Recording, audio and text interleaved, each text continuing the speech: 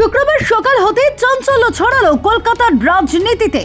রাসবিহারী বিধানসভা কেন্দ্রের বিধায়ক ও তৃণমূল প্রার্থী দেবাশিস কুমারের বাড়ি ও নির্বাচনী কার্যালয় আয়কর দপ্তরের হানা, যা ঘিরে শুরু হয়েছে তীব্র রাজনৈতিক জল্পনা। সাত সকালে মনোহরপুকুর রোডে অবস্থিত তার বাড়িতে পৌঁছে যায় আয়কর দপ্তরের একটি দল।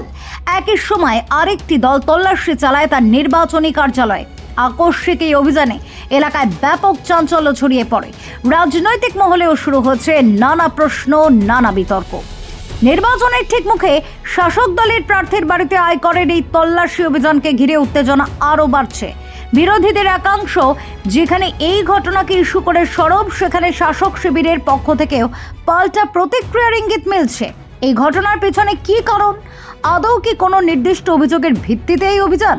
সেই প্রশ্নের উত্তরই খুঁজছে রাজনৈতিক মহল। ভোটের আগে এই ধরনের পদক্ষেপ নতুন করে রাজনৈতিক উত্তাপ বাড়াবে বলে মনে করা হচ্ছে। Bureau report, GI.